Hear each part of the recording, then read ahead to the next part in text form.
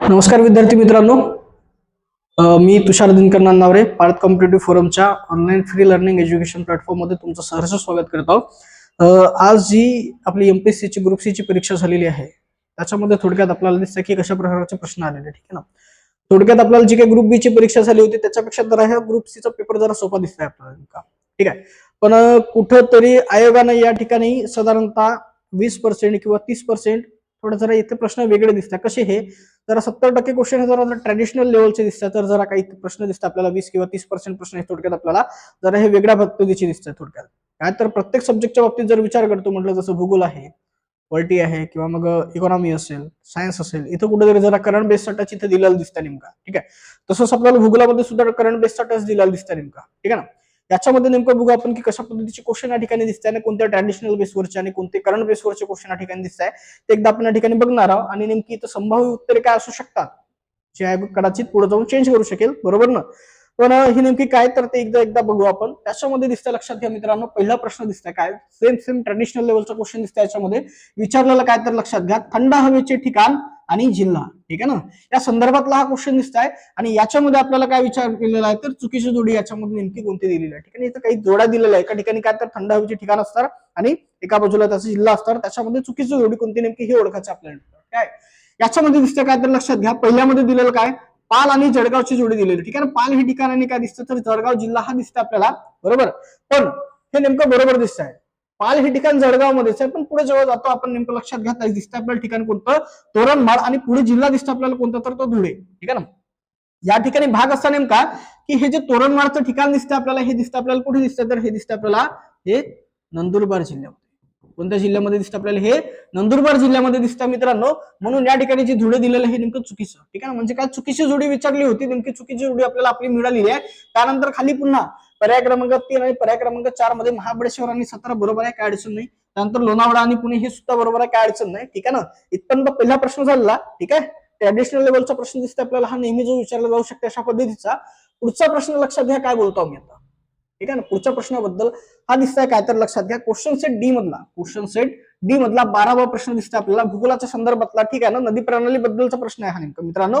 काय म्हणताय या प्रश्नामध्ये लक्षात घ्या, काय म्हणताय इथे सेम विचारलेला काय तर लक्षात घ्या, चुकीचं विधान कोणतं, ठीक आहे ना. काय म्हणताय, खाली दिलेल्या विधानांमधून, खाली दिलेल्या पर्यायामधून आपल्याला चुकीचं विधान नेमकं शोधायचं आहे. नेमकं इथे लक्षात घ्या काय बोलताय, पहिलं विधान काय बोललेलं या ठिकाणी, काय काय म्हणताय, वर्धा व वैनगंगा या नद्यांचा संगम चंद्रपूरच्या नैऋत्येस आहे असं बोललेलं आहे, ठीक आहे ना. चंद्रपूरच्या नैऋत्येस, चंद्रपूर या शहराच्या नैऋत्येस आपल्याला एक ठिकाण दिसतंय, कोणतं तर ते आपलं चपराडा हे ठिकाण. कुठे हे, चपराडा हे ठिकाण.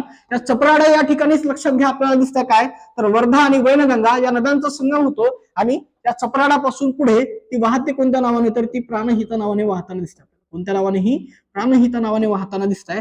अशा पद्धतीने लक्षात घ्या, हे स्टेटमेंट जे दिसतं आपल्याला हे काय दिसतं इथं बरोबर असलेलं स्टेटमेंट दिसतं, ठीक आहे. आपल्याला चुकीचं विधान विचारलेलं तर पुढे जाऊ शकतो, पुन्हा आणखी एकदा चेक करू शकतो. काय काय लक्षात घ्या, इथे बोलताय हे कन्हान, कोणती नदी, ही कन्हान नदी, पेंच आणि बाग, ठीक आहे ना. या वैनगंगा नदीच्या उपनद्या आहेत. तर हेही स्टेटमेंट लक्षात घ्या मित्रांनो, हेही बरोबर दिसतं आपल्याला स्टेटमेंट, काय अडचण नाही, हेही बरोबर आहे, ठीक आहे. पुढचं स्टेटमेंट बघू काय म्हणताय, लक्षात घ्या तिसरं स्टेटमेंट आहे, ठीक आहे ना. काय म्हणताय, वैनगंगा, वैनगंगा नदीच्या डाव्या तीरावर, वैनगंगा नदीच्या डाव्या तीरावर काय म्हटलेलं आहे, पूस, अर्णा, वाघाडी आणि खुनी, ठीक आहे ना. या नद्या येऊन मिळताना दिसत आहे, ठीक आहे की नाही. याच्या नद्या दिसत आहे, लक्षात घ्या या नद्या दिसत आहे. हे काय नद्या, या नद्या लक्षात घ्या मित्रांनो, ह्या वैनगंगाच्या नसून ह्या आहेत पैनगंगेच्या उपनद्या. कुणाच्या, त्या पैनगंगेच्या उपनद्या दिसतात मित्रांनो, ठीक आहे. आणि या ठिकाणी जे वैनगंगा दिलेलं ते नेमकं चुकीचं, म्हणजे लक्षात घ्या आपल्याला विचारलेलं आहोत काय होतं इथं, चुकीचं विधान विचारलेलं होतं या ठिकाणी, चुकीचं विधान विचारलेलं होतं. आणि तिसरं हे विधान दिसतं आपल्याला काय तर चुकीचं विधान दिसत आहे. त्यामुळे प्रश्न क्रमांक 12 त्याचं उत्तर दिसतं आपल्याला काय, पर्याय क्रमांक 3, ठीक आहे. आणखी एकदा पुन्हा काय लक्षात घ्या, चौथं स्टेटमेंट काय म्हणते पुन्हा एकदा बघू आपण, काय म्हणतं या ठिकाणी, सावरजा, तेरणा, मन्याड आणि पुन्हा एक दिलेली कोणती नदी तर ही गिरणा, ठीक आहे ना. इत्यादी नद्या मांजरा नदीच्या उपनद्या गोदावरीस येऊन मिळतात असं बोललेले हे, ठीक आहे ना. काय अडचण नाही इथपर्यंत. काय म्हणतं लक्षात घ्या, ही स्टेटमेंट एकदा बघून घेऊ काय म्हणताय, सावरजा, तेरणा आणि मन्याड, ठीक आहे ना. या जे दिसत आहे या आहेत मांजरा नदीच्या उपनद्या, या आहेत आपल्या मांजरा नदीच्या उपनद्या आहेत. काय अडचण नाही इथपर्यंत. इथे तेच विचारलं, मांजरा नदीच्या उपनद्या आहेत ज्या गोदावरीला येऊन मिळतात, काय अडचण नाही. पण याच्यामध्ये जी गिरणा नदी दिलेली आहे नेमकी ही, ठीक आहे, ही आहे कोणाची उपनदी तर ही आहे आपली तापीची उपनदी दिसते मित्रांनो. जरा याच्याबद्दल कदाचित डाऊट येऊ शकते नेमका मित्रांनो, ठीक आहे ना. कदाचित इथं हे स्टेटमेंट आपल्याला कुठेतरी एखादं चुकीचं दिसू शकते. जे चौथं स्टेटमेंट दिसतंय हेही चुकीचं आहे नेमकं. यामध्ये दिसतंय काय पहिलं आणि दुसरं हे बरोबर, तिसरं आणि चौथं दिसतंय आपल्याला काय तर हे चुकीचं दिसतंय. चुकीची विधानं विचारलेली आहेत. आपल्याला फक्त एकच निवडायचं आहे कोणतं तरी, ठीक आहे ना. कदाचित आयोग हा प्रश्न रद्द करू शकतो. बरोबर, येत्या लक्षात हे, ठीक आहे ना. कारण याचं उत्तर आपल्याला दोन निघताना दिसतंय, ठीक आहे की नाही. फक्त मध्ये काय आलेली ही गिरणा नदी आलेली आहे. जर कदाचित आयोगाने या ठिकाणी पुन्हा जरा डीप मध्ये जाऊन विचार केला तर पुन्हा दिसतंय काय तर या ठिकाणी गिरणामुळे प्रॉब्लेम होऊ शकतो कदाचित, ठीक आहे. जर कदाचित जर कॅन्सल झाला नाही हा प्रश्न तर याचं उत्तर काय येणार, तर याचं उत्तर प्रश्न क्रमांक 3च येणार. सॉरी, पर्याय क्रमांक 3च याचं उत्तर येताना दिसतं आपल्याला नेमकं. पण जर डीप मध्ये विचार केला, गिरणाबद्दल थोडं लक्षात घेतलं तर दिसतं आपल्याला काय तर ही स्टेटमेंट आपल्याला चुकीचं नेमकं, ठीक आहे. त्यामुळे रद्द होऊ शकतो कदाचित हा प्रश्न नेमका. पुढचा प्रश्न बघू एकदा. 13वा प्रश्न आहे हवामान विभागाबद्दल आहे. तो आहे भारताच्या भूगोलाबद्दल. कशाबद्दल दिसतोय हा, तो भारताच्या भूगोलाबद्दलचा प्रश्न आहे. भारताच्या हवामानाबद्दलचा प्रश्न आहे. नेमकं काय तर कोपेन यांनी केलेल्या हवामान वर्गीकरणामध्ये, ठीक आहे ना, हवामान वर्गीकरण विभागानुसार भारताच्या पश्चिम किनारी मैदानी प्रदेशात, भारताच्या विचारलेला आहे पश्चिम किनारी मैदानी प्रदेशामध्ये विचारलेलं नेमकं मित्रांनो, ठीक आहे ना. पूर्व किनारा आणि पश्चिम किनारा असे दोन भाग पडताना दिसत आहे. त्याच्यामध्ये पश्चिम किनारी मैदानी प्रदेशाबद्दल विचारलाय की कोणत्या प्रकारचे हवामान आढळताना दिसतंय, ठीक आहे ना. याच्यामध्ये दिलेलं काय तर AW या पद्धतीचं हवामान आढळत नाही. हे जे SW आहे, ठीक आहे ना, याही पद्धतीचं हवामान आढळत नाही आपल्याला पश्चिम किनारी भागात. त्यानंतर दिसतं आपल्याला काय तर AMW हे याचं उत्तर दिसतं आपल्याला. AMW म्हणजेच काय तर लक्षात घ्या, कमी कोरडा हिवाळ्यासह मान्सून प्रकार. हा जो प्रकार दिसतो लक्षात घ्या आपल्याला कुठं तर पश्चिम किनारा. कुठे दिसतं हा पश्चिम किनारा व आपल्याला सह्याद्रीच्या पुन्हा घाटमाथ्याच्या भागात सुद्धा आढळताना दिसतंय. कुठे हे पुन्हा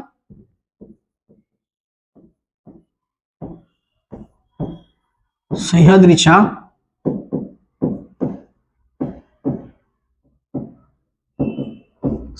घाटमाथ्यावर सुद्धा आढळताना दिसतं मित्रांनो. हा प्रकार एक आपल्याला हा जो AS वाला प्रकार जो होता ना मित्रांनो, हा जो कोणता दिसतो आपल्याला कोरडा उन्हाळ्यासह मान्सून प्रकार, ठीक आहे ना. हा दिसतोय काय तर लक्षात घ्या आंध्र प्रदेशामध्ये सरकार किनारा. कुठे दिसतो आपल्याला हा भाग तो आपला हा आंध्र प्रदेशामधला सरकार किनारा, ठीक आहे. आणि दुसरा तामिळनाडूचा कोरोमंडल किनारा. कोणता दिसतो किनारा आपला तो कोरोमंडल किनारा, ठीक आहे ना. या किनारी भागात सरकार आणि काय तर लक्षात घ्या कोरोमंडल किनारी भागात आपल्याला AS या पद्धतीचे हवामान आढळताना दिसते. आपल्याला विचारलं की पश्चिम किनारी मैदानी प्रदेशात, तो दिसतं आपलं उत्तर त्याचं ते काय तर आपल्याला पर्याय क्रमांक 3. अशा पद्धतीने हा आपला 13वा क्वेश्चन सुद्धा क्लिअर झालेला दिसतं आपल्याला, ठीक आहे. पुढचा 14वा प्रश्न बघू काय म्हणताय. 14वा प्रश्न लक्षात घ्या काय म्हणताय तो. सोपा प्रश्न आहे मित्रांनो, काय लक्षात घ्या, ठीक आहे. बघा एकदा बोलतो मी, काय लक्षात घ्या आता. एक मिनिट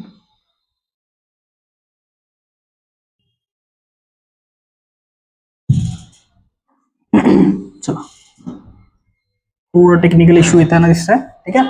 बघा काय म्हणताय, खालील विधानांपैकी चुकीची विधाने कोणती असं विचारलेलं आहे मित्रांनो. चुकीची विधाने विचारलेली नेमकी लक्षात घ्या काय बोलताय याच्यामध्ये. काय पहिलं स्टेटमेंट काय म्हणता लक्षात घ्या. पहिलं स्टेटमेंट काय तर उत्तराखंड, उत्तर प्रदेश, बिहार, पश्चिम बंगाल आणि पुन्हा दिसतं काय तर आपल्याला मणिपूर, ठीक आहे. राज्य कोणती कोणती, उत्तराखंड, उत्तर प्रदेश, बिहार, पश्चिम बंगाल आणि मणिपूर ही भारतातील राज्ये नेपाळी सीमेला, कुठे बोलताय तर लक्षात घ्या नेपाळी सीमेला लागून आहे. म्हणजे लक्षात घ्या काय तर नेपाळ या देशाशी भारतातील उत्तराखंड, उत्तर प्रदेश, बिहार, पश्चिम बंगाल आणि मणिपूर या राज्यांची बाउंड्री कनेक्ट आहे असं म्हणता येईल नेमकं, ठीक आहे ना. पण लक्षात घ्या याच्यामध्ये हा मणिपूर जो आहे याच्यामध्ये येणार नाही नेमकं मित्रांनो, ठीक आहे ना. मणिपूर याच्यामध्ये येणार नाही म्हणून हे स्टेटमेंट आपल्याला इथे नेमकं चुकीचं दिसतं, ठीक आहे. आपण मॅपनुसार सुद्धा बघणार, पण पहिल्यांदा एकदा हे स्टेटमेंट बघून घेऊ आपण. काय दिसतं लक्षात घ्या पुन्हा ब मध्ये काय याच्यामध्ये चुकीची विधानं विचारली तर मणिपूर याच्यामध्ये येताना दिसत नाही आहे, ठीक आहे ना.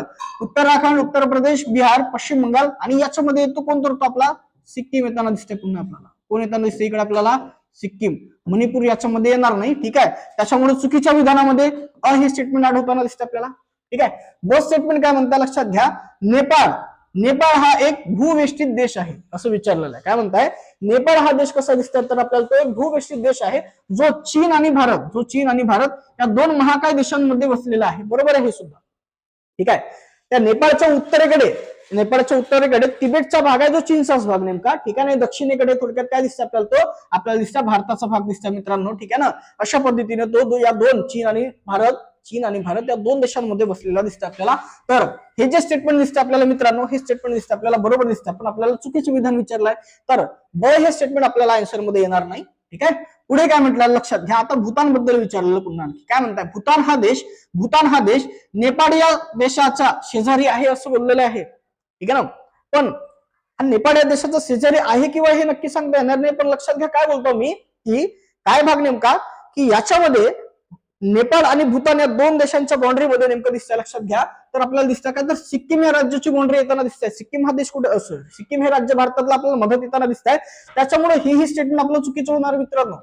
काय, तर लक्षात घ्या क हे स्टेटमेंट सुद्धा आपलं चुकीचं होताना दिसतं आपल्याला. ठीक आहे की नाही. म्हणजे लक्षात घ्या चुकीची विधान आपल्याला विचारलेली आहे. अ आणि क ही चुकीचं आहे. ठीक आहे की नाही. हे कुठे दिसतं आपल्याला बघा, इथे दिसतं आपल्याला. पर्याय क्रमांक 3 मध्ये दिसतं काय, तर क आणि अ हे चुकीचं. ठीक आहे ना. एकदा मी बोललो तुम्हाला काय, तर मॅप दाखवतो बोललो. ठीक आहे ना. मॅपवर एकदा जाऊ आपण. ठीक आहे की नाही. मॅपवर गेल्यानंतर काही गोष्टी बघणार आपण, त्याच्यामध्ये तुम्हाला बऱ्याच गोष्टी क्लिअर होतील. ठीक आहे. काय बोलतो लक्षात घ्या मॅपच्या बद्दल बघा एकदा. मॅप ऍड करतो.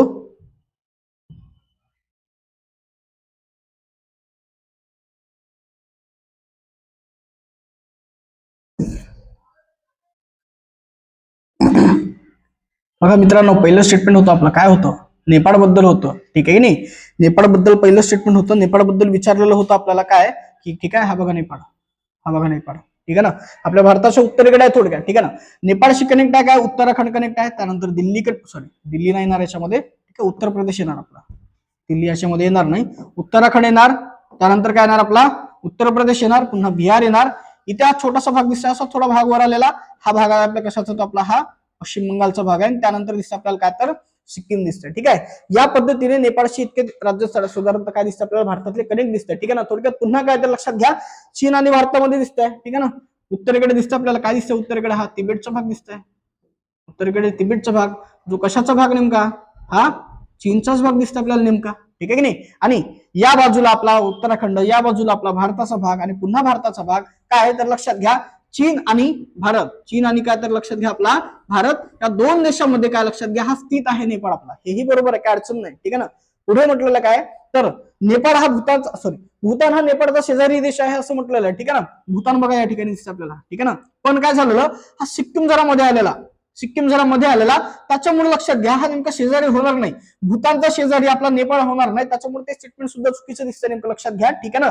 पण जो पहिला विचारला होता ना नेमका, पहिलं स्टेटमेंट होतं आपल्याला काय, नेपाळ बद्दल कोण कोण आहे कनेक्ट. ठीक आहे. उत्तराखंड बोललो होतो आपण. त्याच्यानंतर बोललो होतो उत्तर प्रदेश, बिहार बोललो होतो. त्यानंतर पश्चिम बंगाल सुद्धा ऑप्शन मध्ये होतं. एक दिलं होतं काय, तर मणिपूर. बघा एवढ्या दूर कुठेतरी मणिपूर आहे, इथे नेपाळ आहे. ठीक आहे ना. म्हणून लक्षात घ्या मणिपूर याच्यामध्ये येताना दिसत नव्हतं मित्रांनो. हे मणिपूर याच्यामध्ये येताना दिसत नव्हतं. नेपाळच्या बाउंड्रीशी कनेक्ट नाही आहे मणिपूर. ठीक आहे ना. त्याच्यामुळे नेमकी स्टेटमेंट आपल्याला दिसत आहे. पहिलं आणि हे तिसरं हे चुकीचं विधान दिसत होतं आपल्याला मित्रांनो. ठीक आहे. एकदा बघू. तेच विचारलेलं बघा, उत्तराखंड, उत्तर प्रदेश, बिहार, पश्चिम बंगाल दिसतं आपल्याला, मणिपूर नाही. ठीक आहे ना. नेपाळ हा भूवेष्टित देश आहे, जो चीन आणि भारत याच्यामध्ये बसलेला आहे. हे बरोबर दिसतं आपल्याला. ठीक आहे की नाही. भूतान हा नेपाळ या देशाचा शेजारी आहे, तर हेही स्टेटमेंट चुकीचं. पहिलं आणि काय, पहिलं मित्रांनो, पहिलं आणि दिसतं आपल्याला काय, तर शेवटचं ते स्टेटमेंट आपल्याला. ठीक आहे की नाही. अ आणि क हे चुकीचं. पर्याय क्रमांक 3चं उत्तर येताना दिसतं मित्रांनो आपल्याला. ठीक आहे. काय अडचण नाही. पुढे बघा 14व्या प्रश्नाचं उत्तर किती दिसतंय, पर्याय क्रमांक 3. 15वा क्वेश्चन, नेमका जोडा लावासाठी प्रश्न दिसतोय आपल्याला. खनिज संपत्ती बद्दलचा प्रश्न दिसतोय. काय म्हणतोय लक्षात घ्या आता हा प्रश्न. ठीक आहे. त्याच्यामध्ये काय विचारलेलं आहे, एका बाजूला काय दिलेली, ही खनिज दिलेली आहे, महाराष्ट्रातील खनिज दिलेली आहे. आणि महाराष्ट्रात त्या खनिजांचं उत्खनन हे कोणत्या क्षेत्रातून होताना दिसतंय, ते क्षेत्र दिलेले नेमके. ठीक आहे ना. त्याच्यामध्ये मॅग्नीज बद्दल विचारलेलं काय, तर लक्षात घ्या मॅग्नीज हे दिसतं आपल्याला कुठे दिसतं, तर लक्षात घ्या चिखली. कुठे दिसतंय हे चिखली. हे कुठे तर लक्षात घ्या दिसतं आपल्याला, हे गोंदिया जिल्ह्यात. कुठे दिसतं आपल्याला, हे गोंदिया. हे ठिकाण दिसतं आपल्याला कुठे, गोंदियामध्ये दिसतं. ठीक आहे. त्यानंतर लोह खनिज दिसतं आपल्याला कुठे, तर सुरजागड. ठीक आहे की नाही. आपल्याला माहित आहे कंबाईन ग्रुप बी परीक्षेला पेपरला प्रश्न आलेला होता काय, की लोह खनिजाचे साठे सर्वात जास्त कुठे आढळते, तर हे सुरजागड मध्ये आढळताना दिसत आहे. हे सुरजागड हे ठिकाण दिसतं आपल्याला कुठे, तर गडचिरोलीमध्ये. कुठे दिसतं आपल्याला, हे गडचिरोली.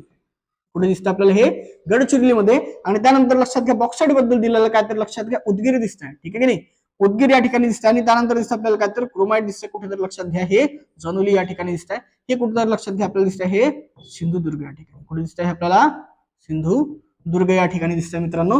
म्हणजे अशी जोडी लागताना दिसतंय. काय लक्षात घ्या, साठी 3 लागताना दिसत आहे, या ठिकाणी दिसतंय, काय अडचण नाही. पुन्हा 2 साठी 1 लागताना दिसत आहे आणि त्यानंतर बॉक्साईट साठी 4, पुन्हा क्रोमाइट साठी दिसतं आपल्याला. काय तर लक्षात घ्या, पर्याय क्रमांक 3 याचं काय दिसतं मित्रांनो, उत्तर दिसतं. 15व्या प्रश्नाचं उत्तर दिसतं पर्याय क्रमांक 3, काय अडचण नाही. पुढे जाऊ आता, पुढला प्रश्न घेऊ आपण, 16वा प्रश्न. ठीक आहे, 16व्या प्रश्नामध्ये काहीतरी विचारलेलं दिसतंय, लक्षात घ्या, जरा करंट बेसवरचा प्रश्न आहे. ठीक आहे ना, जो बोललो मी आतापर्यंत काय, तर ट्रॅडिशनल लेवल कुठेतरी जरा आयोगाने ही बाजूला ठेवलेली आणि थोडं काही बाबतीत साधारणतः किती 20 ते 30% हे कुठेतरी जरा एका नवीन पद्धतीकडे जरा वळलेलं दिसतं आपल्याला. काय तर लक्षात घ्या, करंट बेस पद्धतीकडे वळलेलं दिसतं आपल्याला. काय म्हटलेलं याच्यामध्ये, खालीलपैकी कोणते प्रधानमंत्री मत्स्य संपदा योजना 2025 चे उद्दिष्ट नाही असं विचारलेलं आहे, नाही असं विचारलेलं मित्रांनो. ठीक आहे की नाही. आता या प्रधानमंत्री मत्स्य संपदा योजना 2025 चे उद्दिष्ट एकदा खाली आपण बघू काय काय दिसतं. लक्षात घ्या, त्याच्यामध्ये मासेमारीची सामाजिक भौतिक व आर्थिक सुरक्षा, ठीक आहे की नाही, हे याचं दिसतं, याचं उत्तर, याचं उद्दिष्ट आहे हे. ठीक आहे की नाही. प्रधानमंत्री मत्स्य संपदा योजना 2025 चं उद्दिष्ट आपल्याला दिसतंय हे पहिलं. त्यानंतर दिसतंय काय तर लक्षात घ्या, मासेमारीचे उत्पन्न हे 4 पटीने वाढवणे असं दिसतंय. तर हे 4 पटीने वाढवायचं नाही मित्रांनो, मासेमारीचे उत्पन्न जे आहे तर लक्षात घ्या मित्रांनो, हे दुप्पट करायचं आहे. काय करायचं, हे दुप्पट. ठीक आहे की नाही, 4 पटीने करायचं, हे चुकीचं नेमकं लक्षात घ्या. आपल्याला विचारलेलं काय तर लक्षात घ्या, उद्दिष्ट नाही असं विचारलंय, तर उद्दिष्ट एक ब हे स्टेटमेंट त्याच्यामध्ये येणार, काय अडचण नाही, जे उद्दिष्ट नाही असं म्हणून. ठीक आहे, पुढे काय विचारलं लक्षात घ्या, शाश्वत पद्धतीने मत्स्य व्यवसायाच्या क्षमतेचा वापर करावा, तर हे दिसतंय, याचं उद्दिष्ट दिसतंय मित्रांनो. ठीक आहे की नाही, हे उद्दिष्ट आपल्याला दिसत आहे. त्यानंतर पुन्हा ड मध्ये काय म्हटलेलं आहे, मासे उत्पादन आणि उत्पादकता वाढवणे, तर हेही याचं उद्दिष्ट दिसतंय. म्हणजे लक्षात घ्या आपल्याला काय, तर अ क आणि ड हे उद्दिष्ट दिसत आहे आणि ब हे उद्दिष्ट दिसत नाही. नेमकं लक्षात घ्या, पहिल्या स्टेटमेंट मध्ये कसं विचारलेलं काय की सर्वच उद्दिष्ट आहे, तर ब आपलं उद्दिष्ट नाही आहे, माहिती आपल्याला, काय अडचण नाही. पण दुसऱ्या ऑप्शन मध्ये काय विचारलेलं काय, तर अ क आणि ड ही उद्दिष्टे आहेत असं विचारलेलं. आपण तेच बोललो बघा, अ क आणि ड ही उद्दिष्टे आहेत मित्रांनो. ठीक आहे ना, आणि ब हे उद्दिष्ट नाही, हेच बोललो आपण. तर याचं उत्तर काय येणार आपलं, पर्याय क्रमांक 2. 16व्या प्रश्नाचं उत्तर दिसतं आपल्याला, पर्याय क्रमांक 2. यानंतरचा प्रश्न लक्षात घ्या, पुढचा 17वा क्वेश्चन काय म्हणता याच्यामध्ये, तो सुद्धा कुठेतरी जरा करंट बेसवरचा प्रश्न दिसतो आपल्याला. याच्यामध्ये काय गोष्टी दिलेल्या लक्षात घ्या, भारतामध्ये प्रथम क्लोन पद्धतीने जन्मलेले गीर गाईच्या वासराचे नाव काय, गीर गाईच्या वासराचे नाव जे क्लोन पद्धतीने जन्मलेली आहे नेमकी, त्याचं नाव दिसतं आपल्याला काय तर लक्षात घ्या, गंगा. त्याचं नाव दिसतं आपल्याला गंगा. लक्षात घ्या, या 17व्या प्रश्नाचं उत्तर दिसतं आपल्याला काय तर पर्याय क्रमांक 4 दिसत आहे. या पुढचा प्रश्न दिसतो आपल्याला कोणता, या पुढचा प्रश्न दिसतोय, लक्षात घ्या कोणता दिसतोय तो, इथे दिलेला आहे. वेट, काय म्हणताय याच्यामध्ये, काय म्हणताय, संयुक्त राष्ट्रसंघाच्या जागतिक कार्यसूची आराखडा 2015 नुसार विचारलेला आहे. शाश्वत विकासाची किती उद्दिष्टे निश्चित करण्यात आलेली आहे, तर ती करण्यात आलेली किती, तर नेमकी ही 17 उद्दिष्टे निश्चित करण्यात आलेली, नेमकी ही 2015च्या आराखड्यानुसार नेमकं. ठीक आहे, यानंतर दिसतंय मित्रांनो 19वा प्रश्न दिसतंय, काय लक्षात घ्या, भूगोलाचा आपला 19वा प्रश्न. ठीक आहे ना, प्रश्न सेट डी नुसार. ठीक आहे ना, यमुना नदीच्या उपनद्यांना पूर्व ते पश्चिम अशा क्रमात लावायचं आहे नेमकं. ठीक आहे की नाही, आपल्याला दिसतंय या बाजूला असणार कोणती दिशा, तर आपली ही पश्चिम. ठीक आहे, आणि इकडे असणार काय तर आपली ही दिशा कोणती, तर ही आपली ही पूर्व, आणि पूर्वेकडून पश्चिमेकडे अशा पद्धतीने त्याच्या उपनद्याची नेमका हा क्रमांक लावायचा नेमका. लक्षात घ्या, त्याच्यामध्ये नेमकं काय लक्षात घ्या, त्याच्यामध्ये हा क्रमांक कसा येईल लक्षात घ्या. काय त्याच्यामध्ये येताना दिसतं आपल्याला, पहिल्यांदा केन ही नदी येताना दिसते, त्यानंतर बेटवा ही नदी येताना दिसते, त्यानंतर सिंध, आणि शेवटी येताना दिसते चंबळ ही नदी येताना दिसते. ठीक आहे ना, अशा पद्धतीने या प्रश्नाचं उत्तर येताना दिसतं आपल्याला पर्याय क्रमांक 2. एकदा. ठीक आहे ना, हा जो प्रश्न आहे यमुना नदीच्या उपनद्यांच्या बाबतीत. ठीक आहे ना, पूर्व पश्चिम जो जोडी लावायची आपल्याला नेमकी ही क्रम लावायचा आहे. आम्ही जरा मॅप करून दाखवतो, तुम्हाला जरा आणखी चांगल्या पद्धतीने क्लिअर होईल. लक्षात घ्या कशा पद्धतीने होतो नेमका. ठीक आहे, जरा वेट करा, वेट.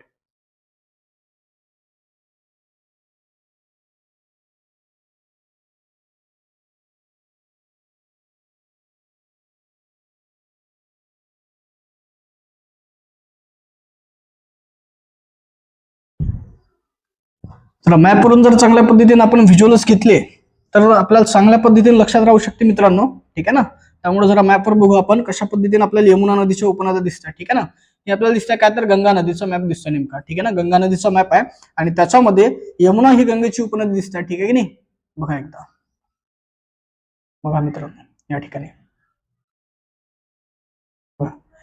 ही दिसते नदी, ही जी नदी येताना दिसते आपल्याला मित्रांनो, ही नदी दिसते कोणती, ही आहे यमुना नदी. ही कोणती नदी आपली, ही यमुना नदी दिसते मित्रांनो, यमुना नदी. ठीक आहे की नाही. आणि यमुना नदीमध्ये विचारलेलं आपल्याला काय, तर पूर्वेकडून, कुठून, पूर्वेकडून तर कुठे लक्षात घ्या, इकडे पश्चिमेकडे. इकडे कुठे लक्षात घ्या मित्रांनो, हे पश्चिमेकडे आपल्याला काय, तर लक्षात घ्या यमुना नदीच्या उपनद्यांचा क्रम लावायचा आहे. त्याच्यामध्ये केन, बेटवा, सिंध आणि चंबळ या नद्या दिलेल्या होत्या नेमक्या. ठीक आहे की नाही. बघा, केन ही दिसते आपल्याला पहिल्यांदा पूर्वेकडे. ठीक आहे, पहिला क्रमांक येणार.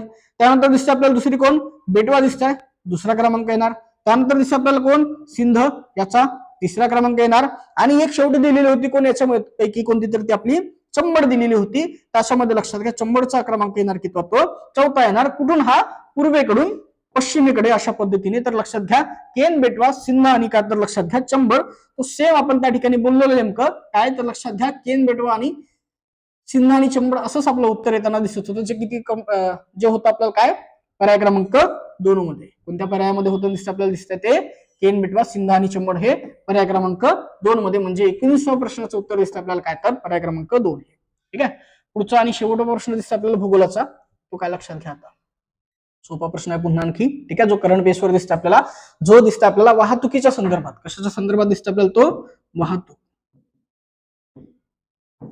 वाहतूक व दळणवळणच्या संदर्भात दिसतो आपल्याला हा प्रश्न. ठीक आहे ना. याच्यामध्ये काय दिसतं लक्षात घ्या, 20व्या प्रश्नामध्ये महाराष्ट्र इलेक्ट्रिक वाहन धोरण 2025 काय म्हटलेलं, हे महाराष्ट्र इलेक्ट्रिक वाहन धोरण 2025 नुसार महाराष्ट्रातील महामार्गांवर किती अंतरावर, काय बोललेले, हे किती अंतरावर इलेक्ट्रिक वाहनांसाठी चार्जिंग स्टेशन बसवले जातील. हे ठीक आहे की नाही, किती किती अंतरावर हे चार्जिंग स्टेशन बसवले जाणार आहे. तर लक्षात घ्या प्रत्येक 25 किलोमीटरच्या अंतरावर, किती, प्रत्येक 25 किलोमीटरच्या अंतरावर लक्षात घ्या आपल्या महाराष्ट्र इलेक्ट्रिक वाहन धोरण 2025 नुसार काय लक्षात घ्या आपल्याला महाराष्ट्रामध्ये प्रत्येक 25 किलोमीटरवर आपल्याला हे चार्जिंग स्टेशन बनवण्यात येणार आहे. की आपण जास्तीत जास्त आपण जरा इको फ्रेंडली वाहतुकीकडे जरा वळलं पाहिजे आणि त्यानुसार आपलं प्रदूषण कमी झालं पाहिजे. आपल्या पृथ्वीच्या ज्या काही गोष्टी आहेत त्याची हानी कमी झाली पाहिजे, हा उद्देश ठेवून लक्षात घ्या महाराष्ट्र शासनाने आपल्याला अशा पद्धतीच्या गोष्टी राबवताना दिसत आहे. आणि वेगवेगळ्या जे काही ई व्हेकल्स आहेत त्याच्या संदर्भात थोडक्यात वेगवेगळे नेमके सुविधा किंवा सबसिडीज आहेत ते महाराष्ट्र सरकार किंवा भारत सरकार आपल्याला